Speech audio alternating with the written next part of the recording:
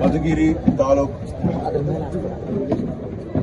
ಬಡವನಹಳ್ಳಿ ಪಕ್ಕದಲ್ಲಿರೋ ಒಂದು ಪುಟ್ಟ ಗ್ರಾಮ ನಮ್ಮ ಜಗ್ಗೇನಹಳ್ಳಿ.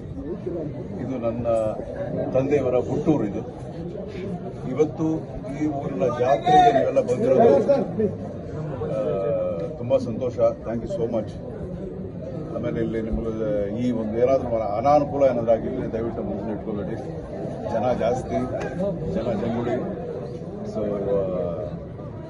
ಥ್ಯಾಂಕ್ ಯು ಸೋ ಮಚ್ ನೀವೆಲ್ಲ ಬಂದಿರೋದ್ರಿಂದ ಮೊದಲನೇದಾಗಿ.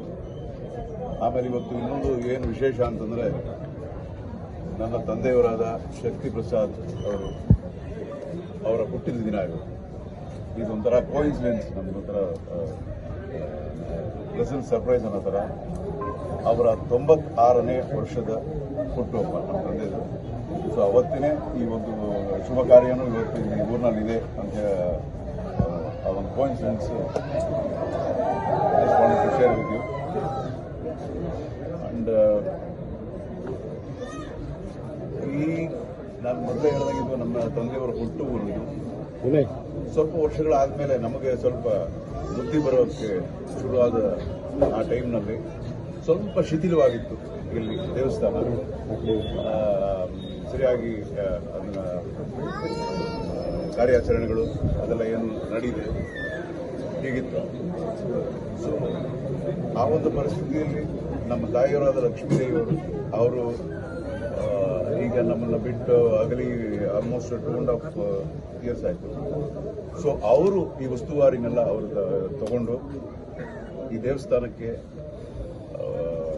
ಪ್ರೆಸಿಡೆಂಟ್ ಆಗಿ ಸ್ವಂತ ಮನೇನ ಎಷ್ಟು ಅಚ್ಚುಕಟ್ಟಾಗಿ ನಮ್ಮ ಮನೆಯನ್ನು ನೋಡ್ಕೋಬೇಕು ಅನ್ನೋ ಒಂದು ದೃಷ್ಟಿ, ಅದೇ ಒಂದು ಕೋಣದಲ್ಲಿ ದೇವಸ್ಥಾನನ ಇಷ್ಟು ಚೆನ್ನಾಗಿ ಮಾಡಿ ಗೋಪುರ ಕಟ್ಟಿ ಎಲ್ಲ ಮಾಡಿ ಒಂದೇ ಒಂದು ಉದ್ದೇಶ ಅಂತಂದ್ರೆ ನನ್ನ ತಾಯಿಗೆ ಜನಗಳಿಗೆ ಜಕ್ಕೇನಹಳ್ಳಿ ನನ್ನ ತಾಯಿ ಒಂದೇ ಮಾತು ಹೇಳೋರು ಯಾವಾಗ, ನಾನು ಜಕ್ಕೇನಹಳ್ಳಿಗೆ ಸೊಸೆಯಾಗಿ ಬಂದಿದ್ದೀನಿ. ಸೊ ಈ ಊರು ಜನ ಚೆನ್ನಾಗಿರಬೇಕು ಅನ್ನೋ ಒಂದೇ ಒಂದು ಉದ್ದೇಶ. ಸೊ ಅವರೇ ನಿಂತುಕೊಂಡು ಕಷ್ಟಪಟ್ಟು ದೇವಸ್ಥಾನ ಎಲ್ಲ ಚೆನ್ನಾಗಿ ಮಾಡಿದ್ರು. ಅಫ್ಕೋರ್ಸ್ ಇದೊಂದು ಟೀಮ್ ವರ್ಕು, ತುಂಬ ಜನ ಸೇರಿ ಮಾಡಿದ್ದಾರೆ. ಆದರೆ ನಮ್ಮ ತಾಯಿ ತುಂಬ ಶ್ರಮ ಪಟ್ಟರು ಈ ಊರಿನಲ್ಲಿ ದೇವಸ್ಥಾನಕ್ಕೋಸ್ಕರ. ಅದೊಂದು ನನಗೆ ಹೆಮ್ಮೆ. ಅವರಿದ್ದಿದ್ರೆ ಅವ್ರು ಹೇಳಕ್ ಬಿಡ್ತಾ ಇರಲಿಲ್ಲ, ಇವಾಗ ಅವರಿಲ್ಲ. ಸೊ ನನಗೆ ನಮ್ಮ ತಾಯಿ ಹಿಂಗೆಲ್ಲ ಮಾಡೋದು ಅಂತ ಹೇಳ್ಕೊಡೋದಕ್ಕೆ ಹೆಮ್ಮೆ, ಅದಕ್ಕೋಸ್ಕರ ಹೇಳ್ತಾ ಇದ್ದೀನಿ.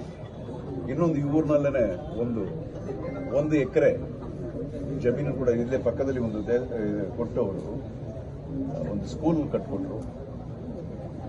ನಾರ್ಮಲ್ ಆಗಿ ಇವಾಗ ನಾನೇ ಎಲ್ಲಾದ್ರೂ ಯಾವ್ದಾನ ಒಂದು ಜಾಗದಲ್ಲಿ ಏನಾದರೂ ಕಟ್ಟಬೇಕು ಅಂತಂದ್ರೆ ಸ್ವಲ್ಪ ಸಹಾಯ ಮಾಡಿ ದುಡ್ಡು ಏನಾದರೂ ಮಾಡೋ ಅಭ್ಯಾಸ ಅಲ್ವಾ ನಮಗೆ.